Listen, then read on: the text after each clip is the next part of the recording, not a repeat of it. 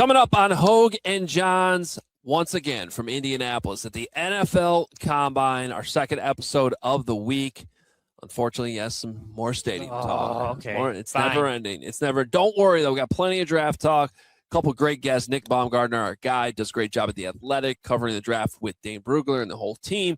He's going to jump on, get a little Ben Johnson talk with him as well, because he's a Michigan Lions guy. And Eric Edholm from NFL.com. Lots of draft conversation. What's up? Welcome in from Indianapolis, the NFL Combine. Hoge Jahns back with you.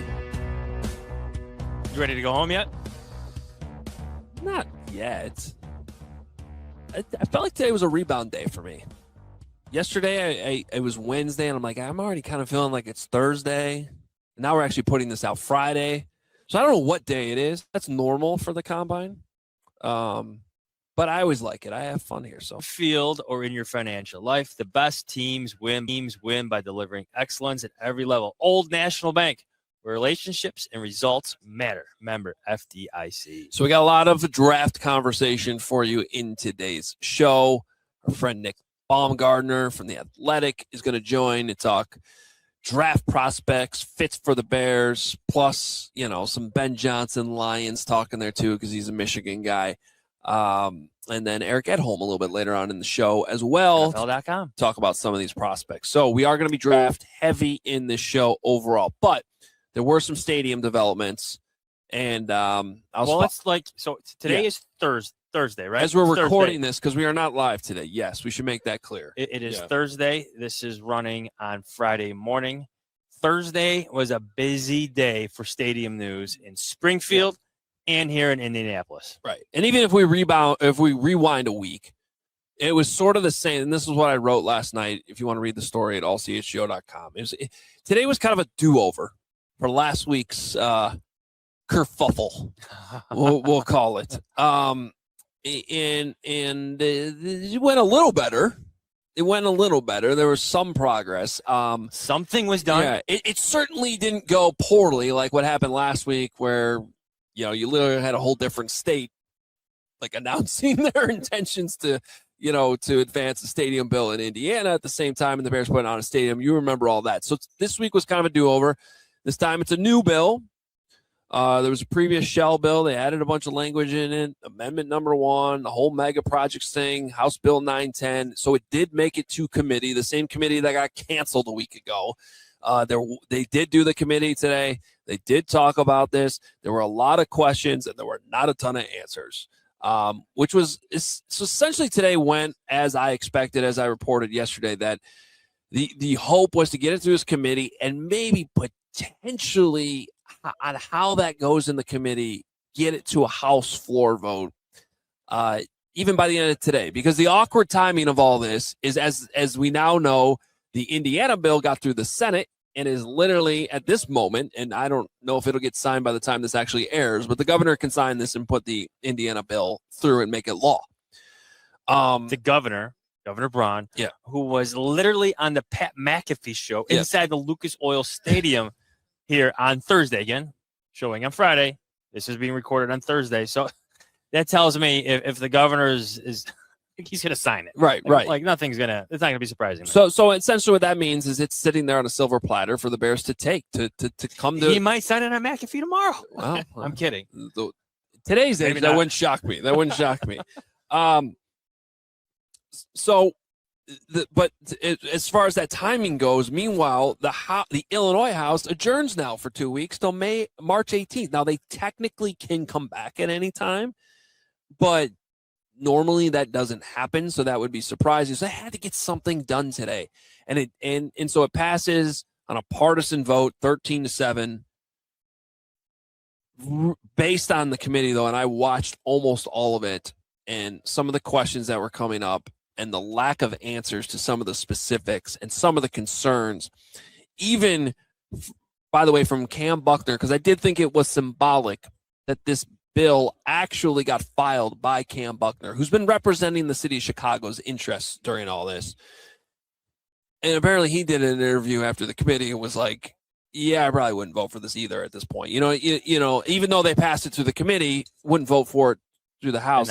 And I could see that in some of his responses.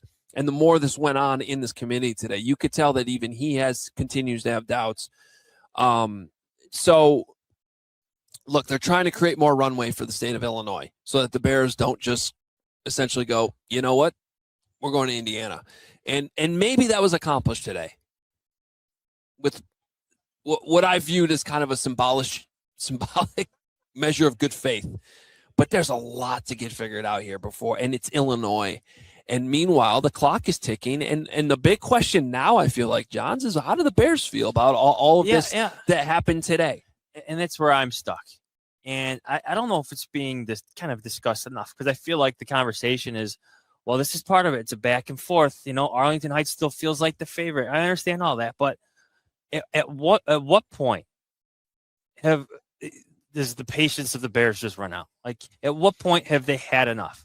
And I get it. There's going to be some comments right now. Oh, you're being the mouthpiece of the Chicago Bears right now. Well, that's mainly from people who just still won't believe it. Yes. That it's and I get that to some extent. But what if it becomes more of a possibility because it's still dragging out? Well, that's what I've been trying to get across. This is a possibility. I know. And at some point, eventually you just have enough of this. I've had enough of this conversation. I think probably people listening to this have too. And I'm sorry we have to keep talking about it, but I'm going to keep saying this until I see an actual shovel go in a piece of ground in some unknown location in Indiana or in Arlington Heights. Yeah. This is going to keep going. Time is money, and the Bears are wasting They're both spending right now. a lot. Yes. Yeah. To do a bunch of nothing. And eventually that time is going to wear out. That patience is going to end. Maybe it happens sooner than later. Maybe George McCaskey is a more patient man than we give him credit for, even though every year he wants to win a playoff game. Mm-hmm. We've heard him talk about the football success that he wants to have. But I'm struck with the idea as I prepare to leave Indianapolis, to go back home to Chicago. Like, when will the Bears have enough? When will they just give up on Illinois and look at Indiana as their best offer? And one of the things I can't figure out, and ultimately this might be the elephant in the room, the biggest question, because I've heard conflicting information on this, if I'm being completely honest, over time. I'm not just talking about the last couple of days. Where does George stand on Indiana? Because I think there's this assumption that it's just like Kevin's driving all this to get leverage and to get a deal done. I've heard different at times, and I'm just being completely honest at the point. I'm still confused, because I don't think that they would have gone this far down the road with Indiana unless George was really willing to take it seriously, to actually maybe eventually make a move.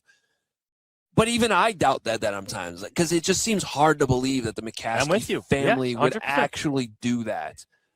But that to me is the question, because if he is willing to go all the way or even further into this negotiation process, like whatever that it entails to make it, to continue to push these buttons to accelerate movement in Illinois, I think that's the big question here, because it's like when you say when the Bears have had enough, it kind of ultimately comes down to George. He's the one who's ultimately in charge. Like, I know, but Kevin, this is all his thing, but you're still a chairman for a reason. Yeah. Eventually the board's going to have enough. Right. Like, he's going to answer to the Ryan. And by the way, one of the board members the is completing a stadium right now in Evanston that looks amazing.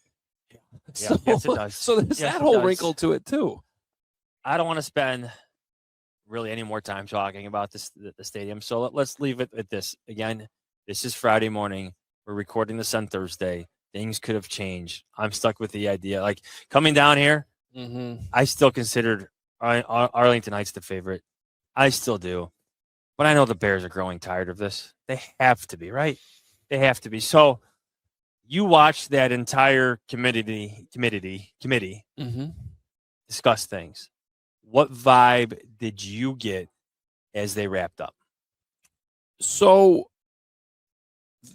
the longer it went on, the more obvious it was that, like, there's no chance it was going to pass through the House floor. It even got to the point where I was almost starting to question if he was even going to get to the committee, even though I kind of knew going into it, like, it had to, just to advance the conversations, right? Look, I'm going to try to be careful with this because mainly just because it gets really into the weeds and a lot of people are just annoyed with it and it's over their head. And I don't mean that with any disrespect or anything. A lot of this is over my head too. Okay. What I'm saying is though, to me, one of the biggest sticking points that kept coming up, like I could be specific with some actual, there's a sales tax exemption on building materials that was clearly a lot of the people in the committee were struggling with that. But in a more broad sense, to me, I think what's causing the most confusion is, and this committee wanted to keep this in mind, and they kept coming back to it, though, this is a mega projects deal for the whole state. They don't want it to be discussed in like this is for the Bears. Just the Bears, yeah. But it is. It starts with the Bears. And so if you're somebody who, yes, it impacts the whole state, but to me, that's kind of part of the problem. Because passing legislation for potential mega projects in any area of a very, I don't know if it's unique is the right word, but it's a complicated state because it has one area with a giant metropolis and the other area borders Kentucky. You know what I mean? Where the world is just different. And so to pass legislation that's really advancing for not only a stadium, but an NFL stadium with one of the most notable franchises in the league that could potentially affect a random mega project downstate or in Rockford or in Springfield or pick an area, and the rules are all going to kind of be the same. I think a lot of people are struggling with that. I hope that all makes sense to people, because you pass these and you have all these like new tax rules for a Bear stadium is not the same thing as a $100 million mega project downstate with 100 employees. Some data center, some super data center, something like that. And so when the questions are coming up, well, what if this happens in this scenario? What if this happens in this scenario? There just aren't answers yet. And I don't know how they can narrow that down. So this is a Bears. Even at one point, one of the people on the committee was like, if this was just for Arlington Heights to get this thing done, I'm all for it. But there's too many lingering questions with all that. And this gets bringing this back to the Bears, that's probably got to be some of their frustration is like, because what do they care about if it affects the rest of the state? Why can't we just get this done to get our stadium done? And isn't that the difference between what's happening in Indiana too? 100%. Like that bill is designed specifically to get the Chicago Bears to do business in their state. 100%. And it's bipartisan and it's passing easily and it's going to go sign through the governor's desk. And so they're being, it's just, and I'm not saying that, the politics involved in all that are even good or bad. It's just, they're being treated completely differently by the two states. And there's just a lot of layers to it. So to your point, when do they have enough? I don't know the answer to that question. I just know that everybody's getting tired of it, including the Bears. So the NFL draft is coming up. Let's talk draft. This is the reality. I'm guessing, how long are we into the show? 10 minutes? 8 minutes? Yeah. 16? Okay. Here is your NFL draft talk with Nick Baumgardner. All right, let's bring in Nick Baumgardner from The Athletic. Does a great job with all of The Athletic's insane NFL draft coverage. We're in it now, fellas. Working with Dane. Yeah. This is here. We were just talking a little off the air about how every time you come to the combine, you forget things. Mm-hmm. Like your mind. Yeah, that too. But like literally, I don't know if I've ever come to a combine and actually remembered all the things I'm supposed to bring. Yeah, never. I mean, I forgot like a bunch of my podcast stuff this time. It was microphone, some plugs, that I would have needed. It's usually a plug. Where like I go to the store and buy an iPhone cord, whatever. But I don't know why that is. I feel like Adam said, it's like you just throw your junk in the car and be like, I don't want to go, but let's go. I'm just powering through it. Because you get here and you're just like zoned, it feels like it takes forever. But when you go home, you're like, man, that felt like it was like 3 seconds that I was there, actually. Yeah. You never stopped, Yeah, right. No, that is how it is down here. And we're plugging through. So before we get to some draft stuff, you are, based in Michigan. That's right. Close to the Lions. Everybody who watches this show should know that by now. But so before we get to that, just, I guess in hindsight, how predictable was it that the Bears would have some success with Ben Johnson, right, and the Lions would now be hiring yet another OC just a year later. Yeah, I think that the first one was predictable, that Ben Johnson, for two reasons. The Bears, we talked about this, the Bears have drafted well, over the years. It's been a little mismatched or whatever, but they had some talent. And then you could see once they went in and made those signings up front on the line, I was like, okay, they're going to turn around and they're going to surprise people. They got the last place schedule. They're going to be good enough to grind through some of those junk teams. Ben is not going to have a junk team. He will die out there before he has a team that embarrasses him, right? So I sort of knew that they were going to be better. I did not know that they would be that good, obviously. But when you looked at the landscape, I remember telling somebody in like August, I was like, I think Chicago could be better than Minnesota. And they looked at me like I had six heads. And I was like, Ben Johnson's really good. You guys are about to find out. Like, he's legit. And in Detroit, on the flip side of it, yeah, predictable. I don't know if it was as predictable that it would have been a nightmare, like that it would have been like Dan Campbell just like after 3 weeks being like, okay, like this was a mistake, all of it. I'm just going to grind through the rest of the year and then fire everybody. Like, I don't know if that was predictable, but obviously a step back and what they lost more than anything was Ben's ideas. Like, they ran out of ideas. That's what Detroit's problem was offensively this year. They had a top 5 offense. They moved the ball on everybody, but when it was in high leverage situations, they missed his, ability to just always come up with something. And that's what which is basically what the Bears gained, because a lot of 100%. Their season was like a flip. Was actually choppy at times on offense. Like, they never started games well. There were full halves, even like late in the season against the 49ers, where like you go to halftime, you could tell Ben was pissed. But in crunch time, he always seemed to press the 100%. right button at the right time. He's very good at just like staying on chipping away. They don't like Ben's one of those coaches. I feel like that everything. Then you guys know this now by watching the year. Like, he'll set stuff up 6 weeks ahead of time and then come back to something, right? Like in situations. But it's also, I feel like he's great at. Once he knows what his team can and can't do, everything that we can't do is in the trash can, and we're only going to run our best stuff. And when you adjust to our best stuff, I'll come out and we'll run our second best stuff. We'll figure out whatever the counterpunch is to that. So that's why I always feel like he always just has an answer. And when they were able to hang in games like that, it's like, if you can just hang in games and it comes down to the fourth quarter, he's probably going to, unless it's Mike McDonald or one of these guys, he's probably going to have your guy. He's going to beat your guy in terms of ideas. Flores is tough sometimes too, but for the most part, Ben's that guy. I think that he proved that. So one of the questions we had last year, this time last year, was how would Ben command the room? How would he handle being the face of the franchise? 100%. We knew he was intense. We knew he was creative. We knew he could scheme guys open, all of that stuff. But how would he command the locker room? So seeing him have better best scope. Yes. What did you think? Honestly, I thought it was way better than I thought it would have been. That was my biggest concern. That was everyone's concern in Detroit that knew him. Especially the year that he turned down, Washington, because it was like, I don't know if he's ready to build a staff. I don't know if he's ready to command a room, but it really did feel like he just went into it like head first and was like, I'm just diving in, man. I'm going all in and I'm just going to be myself completely. I think that's what he took from Campbell the most, probably, is that Dan is the most comfortable coach in the NFL in terms of I am who I am, and that's never going to change. And I think you could see that last year that Ben really did dive into that because he's got a little bit of that moxie to him, as y'all saw. Yeah. Like, that's not he hit that a lot in Detroit, but if you went to practice, he's screaming and yelling at everybody all the time, like him and Aaron Glenn getting into fights, like real fights, on the sideline. And so like he's a really, really intense guy, and like I was cool to see that he dove into that because I think that probably helped. I think the locker room responded to that, and it seems like it's good. So Drew Petzing, I mean, what do you think about the fit and what Dan's looking for? Drew Petzing is like Ben Johnson Jr. He's like his best friend. he's like the best man in his wedding. I think they were like roommates at one point in Boston when they were at BC there together.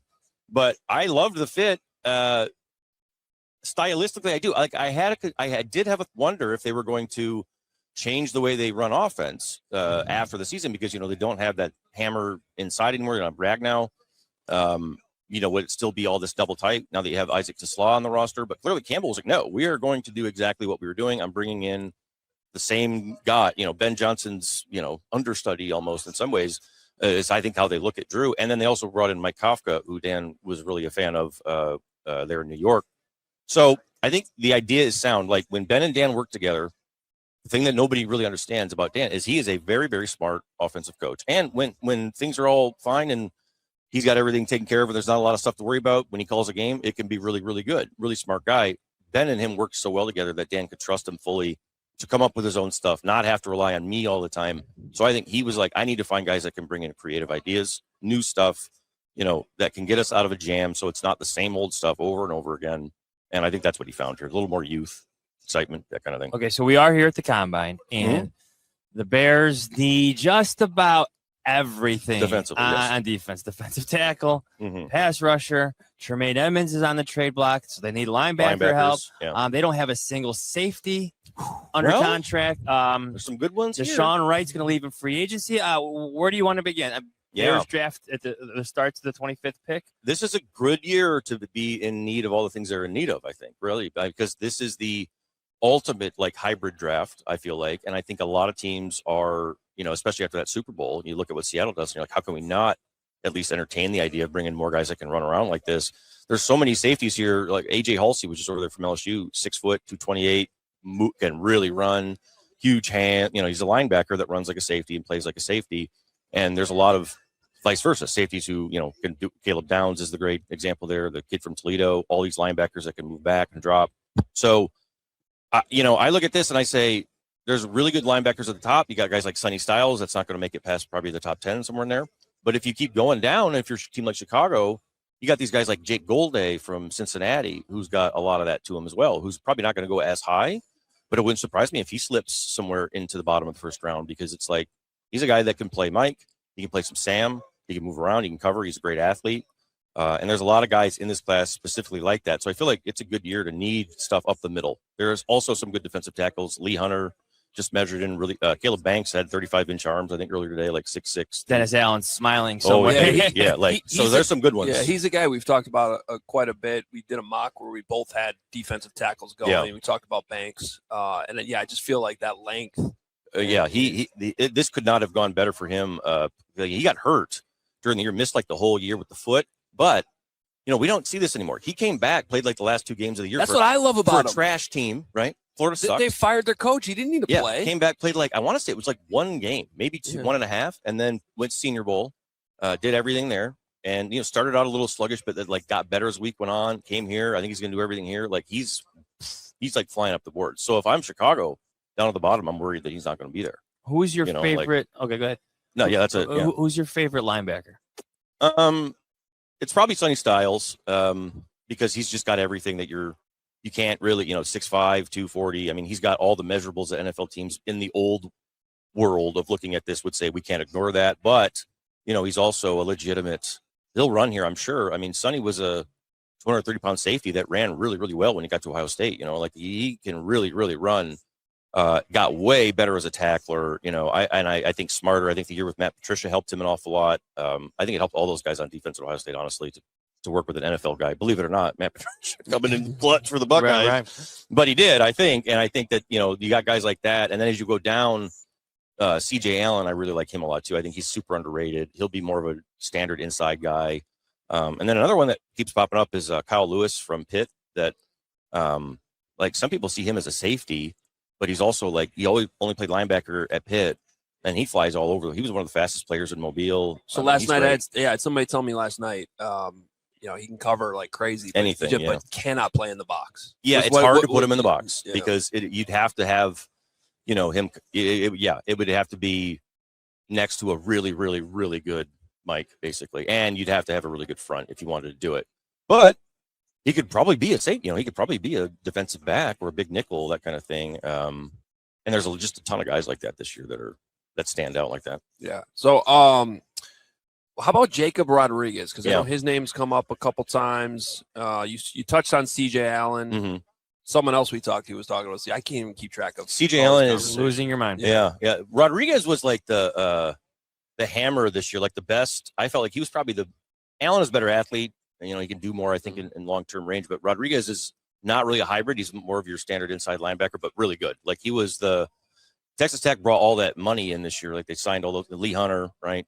David Bailey, the edge there, too. They brought a ton of guys up front. But, he just was a wrecking ball all year. Got better as the season went on, was good in the playoffs.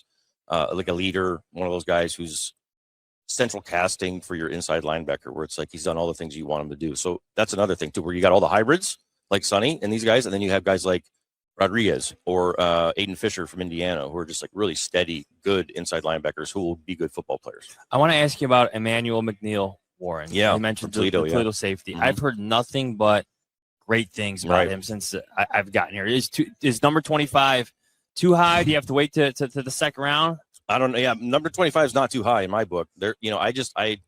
I never know what these safeties, what these teams want to do, or is this the year where they decide, okay, we're not going to let Nick Minwari fall to 50 anymore. We're going to actually do this properly. Because to me, it's like if teams see everything that guy can do, I would assume he's going to go out here and do everything. Like he's everything. He is 6'3", 210, super explosive. He has ball skills. He's long. There's nothing that's not there, right? So Thieneman from Oregon is sort of like that too. He's not quite the athlete, but it's like he can do literally everything. There's just nothing the guy can't do. So just so many of those guys this year, I feel like that could be like game changers for teams. That you could put him in there and just put like an average guy next to some of these guys, and they'd be like better by result or whatever. So all this talk about defense we've been doing, I keep coming back though to the fact that Ben Johnson is the Bears head coach, and if a Luther Burden falls too, it's like too tempting to just not take that player. So I mean, who would be some of the weapons that you could see? Like just Ben just can't resist. Like I gotta have that guy as much as they need help on defense. Because that's how the Bears draft played out last year. It's like Colson Loveland and then Luther Burden. Exactly. There's a couple of these receivers that are like a Casey Concepcion from NC State, who's like 5'11", like 190. He's like Debo. It's the same kind of thing. Not a lot of people are gonna know what to do with him, but I could see Ben being like, "Oh yeah, come on down, we'll figure it out." That kind of thing. Even later rounds, like that kid from Navy, the Eli Heidenreich kid, the running back receiver who set Navy's receiving record or whatever. Like, he's fun to watch this year. I've always wondered like what Ben could do with a guy like that, like a gadget guy. Like when they got Monungai last year, I was like, that is the best pick I saw on day 3. It was I remember you liking it. The best pick on day 3. It was perfect for Ben in every way, and he ended up being exactly what you knew he would be. So I do wonder if they've got their eyes on like a gadget later on. Can I give you one? How about Desmond Reed from Penn? Yeah. He's a great example, right? Like a guy who can catch the ball. I mean, he's not huge, but like if you're going to lean more on Monungai and Swift was good for them, but like a guy like that, I think is going to give you more, and he's going to give you more juice. I mean, DeAndre I like him, but he's going to give you what he's going to give you. It's there's not going to be a whole lot gear more. There's more in there. Yeah. And he can do more in the pass game. I think he's tougher too in terms of like he'll step up and block. So I do think this is another year where there's a lot of good backs for smart coaches that, have a role for them that would be able to feast a little bit. Are you surprised that Swift was able to win over Ben Johnson again? I was. This year? Okay. Yeah, because and it made me, maybe I guess you go back and look and maybe Ben didn't have a problem with him. And I don't think the Lions really had a problem with him per se. I think they just found Gibbs and were like, he was an upgrade. I thought Swift, the last year they were together, the end of that, they did not start well together. It was like, kind of choppy there. But as time went on, I think they really started to like him more. But I think he took the criticism that they gave him and changed his game, because when he was in Detroit, the whole thing, he would not cut the ball up in the middle. He would not cut the ball back over in the middle. It just would not happen. It was always bounce, bounce, bounce. And when Campbell got here, it was a lot. We're going to run duo. We're going to run counter. We want you to put the thing right over this. And he just wouldn't do it.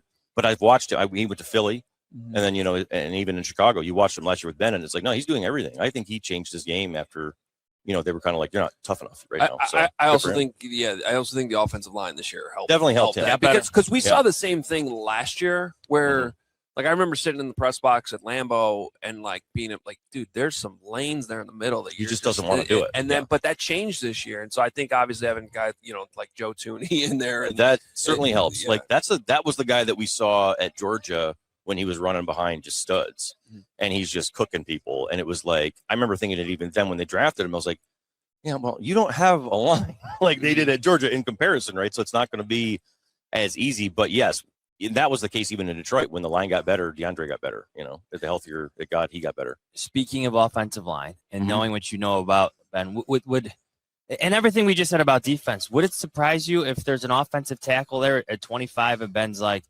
sorry, Dennis. Yeah, right. The offensive line is now done. Here's our starting left tackle for the 100%. Long term. Okay. No, not at all. Because I think also when you just look at what's happened at the place he just left, they ignored it. They've ignored Brad Holmes has taken all these chances and projects on things that like are not your future tackle, are not the future of your offensive line. Chicago just spent all that money on veterans. They're not going to be there forever. So I think Ben understands fully. Like you gotta, if you want to play offense the way that they do, with everything that he does from the play action game and everything else, the offensive line has to be really good, and it has to be good up the middle, no question about it, period, end of story. And if it's not, like, you just can't play that way. Like, I assumed, to me, like, I thought when Ben took the Chicago job, I was like, did he go in there and say, like, I'm not taking this job unless you guys promise you're going to spend all this money on these on this front, or otherwise I'm not doing it. You know, like. But to your point, like, that's kind of what Poles had been doing before last year, was kind of that same, well, let's like, take a chance on this guy. Yeah. Karan Amagaji in the third round. And you get it, right? You're like, I can see, but also. He liked Ryan Bates a lot, and then, like, spent, like, 2 years trying to get him, and then now he's, he just, like, there's all these things, and, like, it's just, like, it was like Ben got there, and I was like, remember that guy Joe Tooney you had when you were in Kansas City? Who was an all-pro? Like, hey, how about you go get that guy? Right. Yeah, right. Exactly. And it was like, I think that's – so you see him – understanding that, like, look, the offense doesn't work unless we pay the beast, which is the offensive line, and like the Lions have gotten away from that, believe it or not, which is almost shocking to think about, but I think he's probably seen that, I would imagine. So late in the first round, who are some names for us then on the offensive line? Yeah, I think you got specifically a tackle, Monroe Freeling, the big boy from Georgia, one of the younger players in the class, really good athlete. He'd be a guy. I've looked at him for Detroit some. I think Decker's coming back, and like if he could sit for a year maybe and learn, that'd be really good for him. Caleb Lomu, the other tackle from Utah, I think he's really good. Caden Proctor is the one that I have no idea where he's going to go, because he's 6'8", 350. He's an amazing athlete, but he is the most inconsistent tackle here, probably, in terms of everything he does. But like, if you've got faith in your offensive line coach and your system, I mean, this guy's just an absolute monster. So like, he could be down there. Also, like the Penn State guard, nobody talks about him, but Vega Ione. I mean, he is a total bully. Like, he's one of these guys I think is easily a top probably 20 player in the class, maybe even top 15. I don't know where he's going to go, but like, he's a day one mover, so all those guys would fit with what they do, so I wouldn't rule any of that stuff. Yeah, I wouldn't be surprised with the run game, especially if they can advance the run game. I think they would be interested in doing it. Absolutely. You got anything else? No. I mean, I could go all day. Yeah. Man. He wants to get home. I'm going home tonight. Yeah, I got to get out of here. Good for you. Thank God. Good for you. Yeah. Nick Baumgardner, we always love talking to you. Hopefully we'll catch up again before the draft. Yeah, absolutely. Thanks for being here. Yes, sir. Whether it's on the field or in your financial life, the best teams win by delivering excellence at every level. Old National Bank, I should say, we believe every play matters. From everyday checking to long-term planning and commercial banking, our team is here to build momentum and help you move the ball forward. It all starts with a plan tailored for you by professionals you can trust. From simple tasks to bigger financial moments, you can count on us at Old National Bank to coordinate your needs with steady, knowledgeable guidance that brings clarity and confidence to each step. It's a partnership designed to help you feel supported, not just today, but well into the future. So whether you're celebrating a win, rebuilding after a tough loss, or gearing up for whatever comes next, we've got your back with tools, insights, and an expert crew that's always in your corner. Old National Bank, member FDIC, where relationships and results matter. So, Johnsy, there's a lot of talk today from a lot of people trying to go to the Pacers game tonight. And, this is where I go to the Game Time app, because the Game Time app, especially when it comes to NBA tickets, I just pulled this up. Johnsy, you want to go? You want to bail on dinner and we can get in for $7? $7. They have these zone deals, which are awesome. So if we wanted to sit on the 100 level and not necessarily know our specific seat and just pick the zone, $33, pretty good price. And we're going to end up with some good seats along the sideline. We just don't know exactly. We could do that. That's what they call the zone deals. This is why Game Time is so awesome. Shows you want to go upgrade a little bit more. Well, let's go $66 and we'll be like in row 10. It looks like. So there's a lot of good deals out there when it comes to NBA tickets. And they always include the fees. I love that too. Just you got to know the total up front. You don't press the button. Also, no, it's like actually double. Now they don't do that at Game Time. Take the guesswork out of buying NBA tickets with Game Time. Download the Game Time app. It is awesome. You create an account. You use code CHGO and you get $20 off your first purchase. Terms apply. Again, create an account. Redeem code CHGO. $20 off. Download the Game Time app today. All right, keeping things going here on Hoge and Jahns. And first of all, great conversation with Nick Baumgardner. I always like talking to him. Nick deserves more of more people should talk to Nick. Absolutely.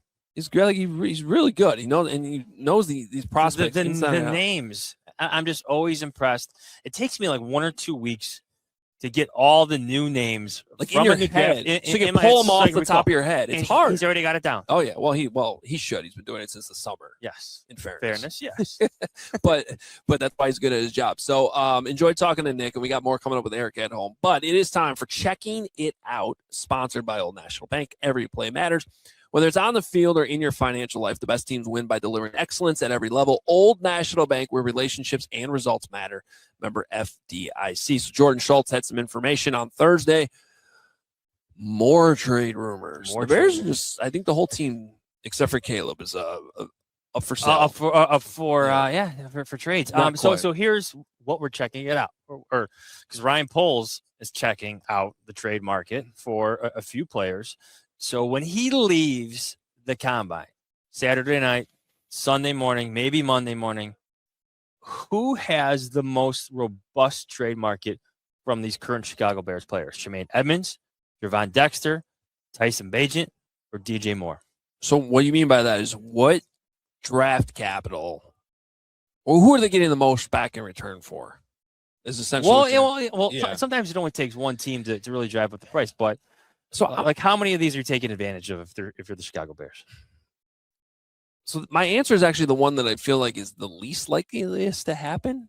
Although I don't know that. To me, I would be willing to give the most for Tyson Bagent. Now, if you could take DJ Moore's contract out of it, I would say DJ. Because I still think he's a really good player and I think he helped the Bears. But that is more complicated because he has a very big contract. Right. Bagent's cheap and he's a quarterback. And teams need quarterbacks. Because we're talking about in Chicago how the Bears probably still need him to be their backup. So he has that much value just to the Bears with that contract as a backup. If you're one of these quarterback needy teams like our friends at PHNX, looking for their next Cardinals quarterback, I feel like he has the most value of these four. Yeah, just from talking to a few people around the league, you could probably wait out the Tremaine Edmonds situation. Doesn't mean it's going to happen. Stuff happens at the combine. It only takes one team to really change the conversation. DJ Moore, maybe you're a team who needs a number one wide receiver or close to it. Maybe you have a young quarterback on his rookie deal. You have some financial flexibility. You need some help for your young quarterback. That would make sense. Gervon Dexter is surprising. Like my read on that situation is like, wow, Dennis Allen is now going to do whatever he can to bring in all the players that he wants, of his vision. Ben Johnson did that in 2025. Now it's Dennis Allen's turn in 2026. Tyson Bagent, though, I agree with you. It's the position. And his position is the hardest to get right in sports and the most important in sports. So you think he's a Bear in like 2 weeks from now? I still want to say yes. Yeah. I do. If I'm drawing a line somewhere, it's at that second round, third round marker. Like I want a second round pick. I do too. That's it. And I'm okay passing on anything less because I think he has that much value as the backup quarterback. I put him more. So if they really, let's take Ben Johnson at his word. If he really views him as one of the best 32 in the league, that means he's a starter. To me, that means let's have the conversation no one ever wants to have, but if you're doing your job correctly as an NFL team, you have to do it. What happens if our starting quarterback gets hurt? What position are we in? Well, if you view him as a starting, Bagent as a starter, that to me puts him more in the conversation of like when Nick Foles had to take over for Carson Wentz and they managed to, it wasn't like season over.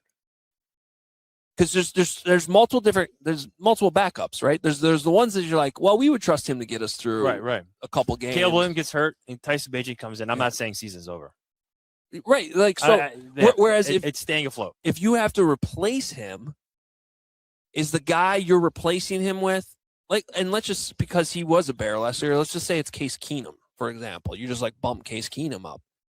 Well, Case Keenum, I feel like you could survive for a game or two. He knows the system. He's been in the league forever. He had success with the Vikings for, as a starter. That was a long time ago. Now it's a different, time. But I would say though Caleb's not coming back because of a serious injury, your season's over. Yeah. Whereas Bagent, it's like I would still leave the door open to, you can get in the playoffs and win a playoff game. Don't tell Carm this, but I think he's a good quarterback. Ooh. Not Carm's a good quarterback, but right. but Tyson Bagent right. is, and I think he could. I believe what Ben Johnson is saying. Ben Johnson doesn't strike me as a coach who's going to try to drive up the trade price on a quarterback he loves as much as Tyson Bagent. All right, should we get to Eric Edholm? Let's do it. All right, Eric Edholm had a good chance to talk to him about a bunch of prospects. Were we going to be honest about what happened here? Transparent? Okay. Well, I think Katie's rolling her eyes. She's scared. Come on. Well, we don't have to. we don't have to. No. Well, we had a lot of names. We did talk to Eric longer than what you're going to hear, but yes. there were a little bit of technical difficulties we didn't know about. My fault. It's nobody's fault. Still a great segment. Great listen. Katie, I once did a full episode of Hoge Jahns with Kevin Fishbane in a hotel room in London, and when it was over, we realized we didn't record it. Okay, anybody who's done a podcast or a show, it has happened. Mm-hmm. At least we still got about half of this conversation with Eric. We still want to share it with you. In case Eric Edholm's listening, he's like, why'd they clip half my interview? I'll text him about it later. I'll give him a heads up. Yeah. So anyway, it's still a good conversation. We love talking to Eric, and here's some more on the draft with Eric Edholm from NFL.com. So if you're the Bears, number 25, I know free agency comes first, but you're trying to balance the value of these contracts or your potential free agent signings against the strength of the draft and who could be available. And the draft is always unpredictable. So how would you view the 25th pick? How would you view their second round pick, just in terms of what you see as potential value, whether it's defensive linemen? I'm pretty sure all the pass rushers will be off the board. Like, what is their value in the second round? Does the safety position have to be more debated at hell? So, like, how would you view the Bears spots? It's a great question. I think you have to think in tiers and just sort of think like we do with fantasy football. Like, if I don't get the sixth best quarterback or above, the seventh and below isn't going to be nearly as good a value. I think it applies to the draft too. And I think so there is a higher tier of pass rushers that right now it's not clear if any of them will be there at 25, but there may be that last guy or there may be one or two, but that's a position where if it doesn't work out, I still think there are worthy day two talents that you can swing back on. D tackle, I'm less sure about on that spot. I think you'd feel a lot better if your guy was there at 25 versus waiting another round for the next guy. Corner is going to be really interesting. That's a spot where it's funny. There's a lot of B+, A- type guys where they're not perfect, but they check a lot of boxes and it's a need position. It's such a high priority position. Whenever I talk to pro personnel scouts outside of quarterback, like what's the position you have hardest, pass rusher, cover corner, left tackle. Like those are the spots that are hard to find. So they're going to be higher on the priority list. So I think corner could be interesting depending on how much they like a Brandon Cisse from South Carolina, how much they like, Keith Abney, South Dakota State, San Diego State. And then I guess the other position, safety is fascinating. There really could be a year where they decide we feel good enough about either Toledo, Oregon as an athlete and as an instant contributor that they could pull the trigger there. That's just me guessing. Can you justify taking a safety in round one? I guess it depends on some of what you've done before then, but number 25, I think you could justify better than number 9. 100%. Yeah. That matters because think about it. When you're 25, most teams have between 15 and 20 first round grades. So if you're picking in the 20s, chances are you're taking a guy with a second round grade. Yeah. So at that point, your rules kind of go out the window a little bit, and you're taking the best football player you can find. So I wouldn't have a problem. I think that's a lot of times we see teams in those last 5 to 7 picks of the first round trade out of it. Yep. Because a lot of times you'll see somebody in the second round want to get back into the first round for that 5th year option. Yep. A lot of times that applies to quarterbacks. Now this is a weird year where I don't know what that. That's why I want to steer this a little bit to quarterbacks because that could impact the Bears at 25. I know there's a big drop off after Mendoza this year.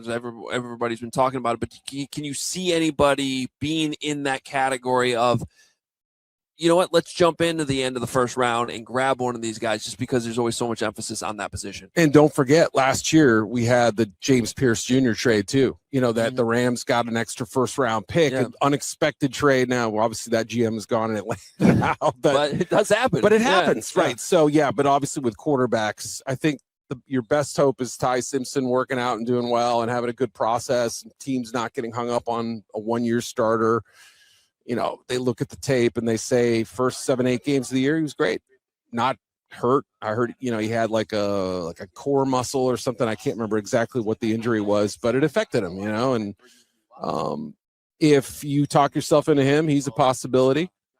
If you stretch it out a little, I think Drew Aller has some of the earmarks of a first round pick, but he's not there yet. You know, he's got to kind of wow people and remind them how he got to you know, how he fell off and what kind of the prospect he was before. But there's some people like Drew Aller in this league. Okay. I know you put a lot of time and a lot of research in this, and eventually this search expands.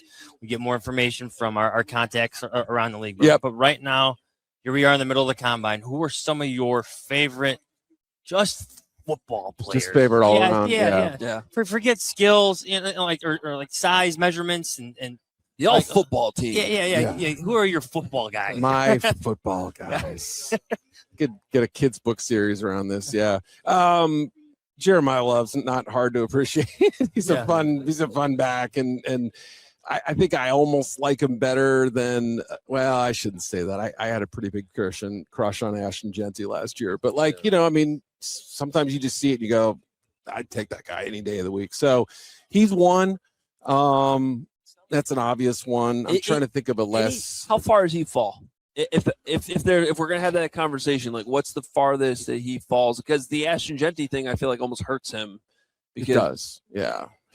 Now if Kubiak comes in and turns him into Kenneth Walker too, great. You know, nobody worries about it. But I mean, that's a good point. He can't. I would be shocked if he gets out of the top 20. I don't know. Okay. I'm just throwing like a kind of a low number out there, but you know, again, the Chiefs at 9, I don't know if that's the right spot. Maybe New Orleans, they're the kind of team that I wouldn't be shocked taking them at 8. You know, there's a few more but if you look in that 1 to 20 range, there's not a ton of teams that are obvious, no doubt, running back hungry teams. That's the question. So I don't know, but let me think of a really good one on Caleb Banks. I've gotten to watch him. He didn't play a lot last year. Defensive tackle, Florida. And the first day in Mobile, I thought he was just okay. And I was like, man, I don't know what are we looking at here. Day 2 and 3, I was like, okay, now I get it, right? Here's a dude with a big rump, right? And that's what they're looking for. They want the junk in the trunk for a defensive tackle, right? That's an important thing. So he's got that going. Thick, you know, like piston legs, big, broad frame, but doesn't give it up. Like sometimes you see guys give up their chest real easily, and this guy gets skinny, gets sideways, uses his hands really well, has a long reach. It's like, man, I'm not saying he's Jalen Carter, but I mean, you could see that kind of player coming out at some point with him. Had the injury, barely played last year. Those are the kind of guys that could be surprise first-round picks, and the more I watched him, especially the 2024 tape, I mean, the more I appreciated him. So he's a more recent favorite of mine, I would say. Do you have a favorite safety at this point? Yeah, I mean, Downs is such an easy guy to appreciate. Yeah. But if we don't pick him, again, same thing with Senior Bowl. I would say Bud Clark, man. Like, that dude just shows up time and time again, and you think, what do you want a safety to do? Prevent big plays and also make the occasional big play, right? I mean, it's not like I want to see him all over the field. Yes. And I don't know that he is an incredible athlete, but when you have guys like Downs and Clark, who I think have really good instincts, they're starting to move 2 or 3 steps ahead of when the good athlete who's not as instinctive moves. And so who do I want? I want the guy who's already on his way to the ball and has a good feel for what offenses are doing. And you know, those guys both show excellent instincts. And again, that's not to say that the 2 other first-round guys I mentioned, Thieneman and McNeil Warren, don't have good instincts. But sometimes you notice it with guys who are a step slower and they can still get there and make plays. Like, to me, I don't care what the 40 time is. Give me that guy. Yeah. You know, play speed, and it matters. Not just combine speed. Combine speed's great. Although I do like getting the 40 times. They're fun. Come on. They're fun. Well, first of all, it's surprisingly entertaining. Yes. And second, like it does matter to have a number attached, so you can at least like look at it in a spreadsheet sometimes. To as long as you're not drafting off the spreadsheet, right? Like you got to put it like some teams do sometimes. They do. They do. They try to create these fancy formulas and they spit out the athletic score and I get why that's all important, but that's why actually, as stupid as it sounds sometimes, like.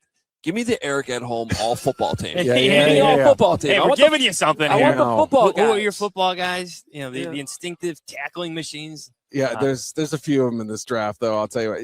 Check out Trotter. I don't know if you guys are looking for like that Mike linebacker exactly, but like the downhill guy. But man, he's fun. Yeah.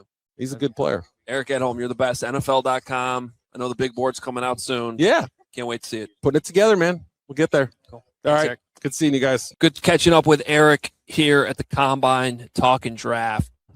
I got to be honest, with everything going on, I am behind on my draft prep, and I'm looking forward to getting.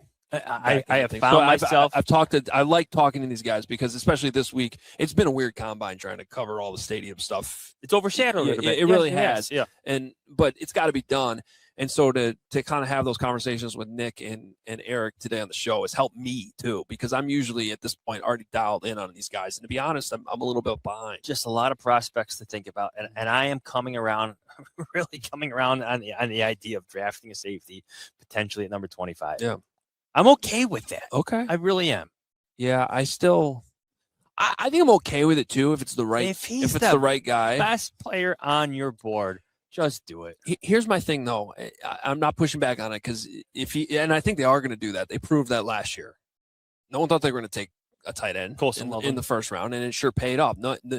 We sat there on the second night and was like, did you really need to just draft Luther Burden? But they did. It's it looks like a great weapon in the offense, right? So I believe that they're going to go best player available. That being said, I also think that they saw what they did with the offensive line last year and how they overhauled that. And there just needs to be a meaningful step forward for me on the defensive line. And maybe that's involves what we talked about earlier with trading Dexter but the sum of the parts, who ends up being there. And so I keep coming back to that idea of, and I'll be honest with you, what I saw from Caleb Banks today and his measurables, did you see all this? Mm-hmm. It's like 98th percentile, everything. He had an insane 40-inch vertical, or not? 32-inch vertical. See, to me, like my read on that is now he's out of the Bears' range. Well, I know that's what I was going to say. I was like, I think he might have just passed the Bears pick. So now I'm talking safeties. But if linebacker, if he is there at 25, I mean, that's the type of guy to me that can make a meaningful difference in Dennis Allen's scheme. Oh, that'd be a nice. You know me. And I think Ryan Poles believes in this philosophy too. Like investing in premium positions is a priority. But like Colson Loveland, tight end's not a premium position. But you know what? In Ben Johnson's offense, it is. Right. It is. What if Dennis Allen feels that way in this era of the NFL, this pass-happy NFL? What if he can find a difference maker at safety? And what if the best player on your board, by far, at number 25, is a safety? Something to think about. All right. Well, unfortunately, we got to go full circle this podcasting and finish with more stadium stuff because I had a feeling this might happen. Again, we're not live today, so we're recording this, and I had a feeling that there might be further to it. Nothing changed drastically, just confirmed what we were talking about earlier. We're like, we know that we're pretty sure the Indiana governor is going to sign the bill. Now I'm disappointed he didn't sign it on the McAfee show. No, he signed it in his office and tweeted, "We made it clear from the beginning that Indiana is open for business. I'm thrilled to sign Senate Bill 27 to create the framework to build a new world-class stadium in Northwest Indiana. Now let's get this across the goal line." Ooh, goal line. You say. Hold on. The Bears also released their own statement, and I think this is it's kind of key, right? In this era there's not much in this statement, but the fact that they did release a statement, and I'll explain why in a second, is what's notable. But yeah, here's what you want to read it. Yeah, go ahead. All right. Indiana has taken important steps over the last few months, and we are grateful for the leadership reflected by Governor Braun signing Senate Bill 27 establishing the framework for stadium development in Northwest Indiana. We continue to work on the necessary due diligence and appreciate the ongoing engagement with Indiana state and local leaders. So this wraps up a day in which some progress was made in Illinois, but even more progress was made in Indiana. And it was, I know this, and it, at this point, everyone's basically said this publicly, but like it really was the statement the Bears put out last week while all that was going on in Indiana versus everything getting canceled in Illinois that really kind of stunned the governor and the key lawmakers in Illinois, because it felt like, hey, we've been making all this progress and now you're just lauding everything going on in Indiana. You didn't mention what's going on in Illinois. And so now I don't think this statement goes that far. But the fact that they are releasing a statement here to me is I'm not surprised by it. It's the normal thing to do when legislation like this gets passed. But it's still kind of interesting because I think my big takeaway from everything that happened in Hoge Jahns is, yes, progress was made in Illinois. I don't think it was the level of progress the Bears were really hoping for. So one might say Indiana's on the verge of scoring while the Bears are waiting for Illinois' offense to take the field. To be clear, I didn't say that this time. That wasn't me. I'm kidding. I know. I'm kidding. It's all good. But seriously, I mean, Illinois they're just playing defense. I don't know what they're playing. Like they can't get off the field.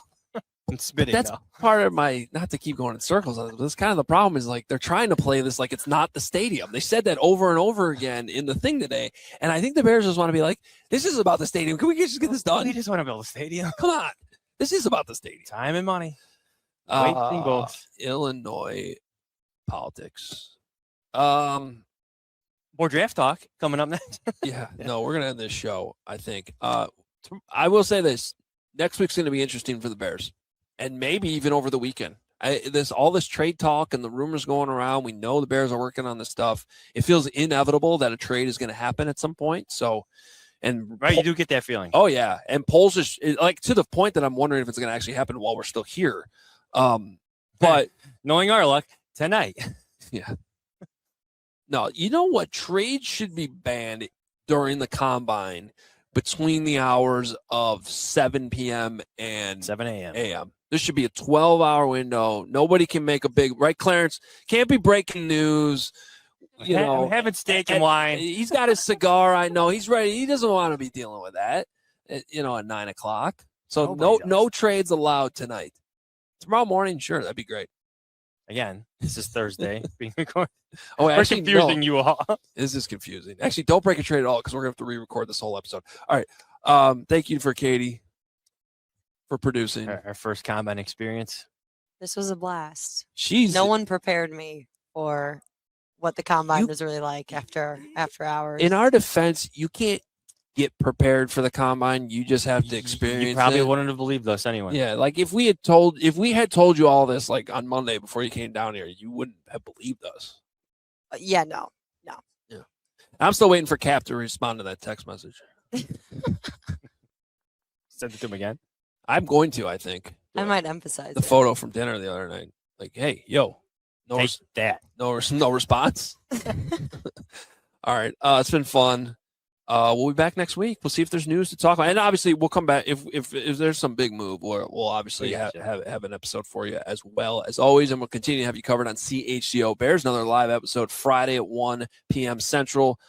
That'll be our last show from Indy. And then we'll head on back to Chicago. And I think we'll see plenty of moves over the next 2 weeks. Next week is trade week. The week after that is free agency week. Week after that is Hoge goes to Hawaii week. That's the week I'm looking forward to. Adam works his ass off. This one. No stadium news while I'm in Hawaii. I don't care that they're coming back March 18th. March 18th is the day I land in Maui. Get out of here, House of Representatives. It's not happening.